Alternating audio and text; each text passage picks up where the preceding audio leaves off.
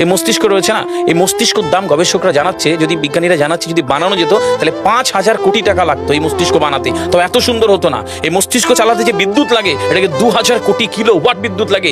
একটা মস্তিষ্ক পুরো বাংলাদেশ চলে যাবে, আর কিছু বিদ্যুৎ বাইরের দেশে বিক্রি করে এই দেশ টাকা রোজগার করতে পারে। এই আপনি চিন্তা করেন যে শিরোপশিরাগুলো, একটা তারের হেডফোনকে পকেটে দেবেন আর বের করবেন, দেখবেন ছাড়াতে হচ্ছে, তাই না? জুড়িয়ে যাচ্ছে। এই পুরো শরীরের মধ্যে এরকম জড়ানো পেছনে যত শিরা আছে না, এই শিরাগুলোকে বলা হয় খুলে খুলে রাখা হলে 11 একর জমি লাগতো, 11 একর জমি লাগতো। কেন ইমাজিন আমাদের মধ্যে কি রয়েছে, পুরো শরীরে 650টা মাংসপেশি রয়েছে, যা ইনস্ট্রাকশন দেবেন তাই করবে।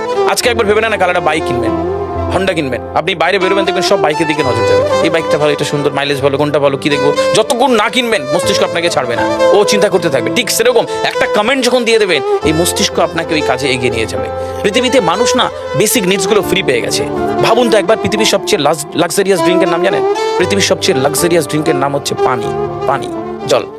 যদি 5,000 টাকা লিটার কিনতে হতো তাহলে মানব জাতি কয়দিন বাঁচত? তো পৃথিবীর পানিকে ফ্রি করে দেওয়া হয়েছে। অক্সিজেন, একটি গবেষণা জানায় সারাদিনে একটা মানুষ যত অক্সিজেন নেয় এই টাকা দিয়ে কিনতে হতো তাহলে 3.5 লক্ষ টাকা লাগতো একদিনের। শুধু রাত হয় বলে আপনাকে কত টাকা ইলেকট্রিসিটি বিল দিতে হয়, তাই না? ফ্রি পেয়েছি। আমরা সারাদিনে যতবার অক্সিজেন নিই, শ্বাসটা নিই, 17,609 থেকে 23,608 বার। এই যার একবার দমের কষ্ট সে জানে একবার শ্বাস নিতে কত।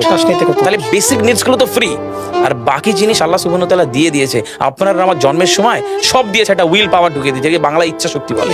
এই ইচ্ছা শক্তির বলে আপনি এখান থেকে বেরিয়ে কালো বলে চুরি ধরতে পারেন, আবার অভুক্ত মানুষকে একবেলা খাওয়াতে পারেন। এই দুটোর জন্য আপনার বিচার হবে আর আপনার জীবন একদিকে যাবে। বুঝতে পারে, ফিল করতে কেন দেওয়া হয়েছে। আমরা বেশিরভাগ মানুষ দেখবেন নামাজে দাঁড়ানোর সময় চিকন একটা ঘেমো গন্ধওয়ালা পোশাক করে নামাজে দাঁড়ায়, বিয়ে বাড়ি যাচ্ছি হেভি ফিটফাট করে। কখনো এটা ভেবে নামাজে দাঁড়ায়নি যে আল্লাহ সুবহানাহু ওয়া তাআলার সামনে দাঁড়াচ্ছি, যিনি আমাকে সৃষ্টি করেছেন, আমার রবের সামনে দাঁড়াচ্ছি। এই ফিলটা হয় না।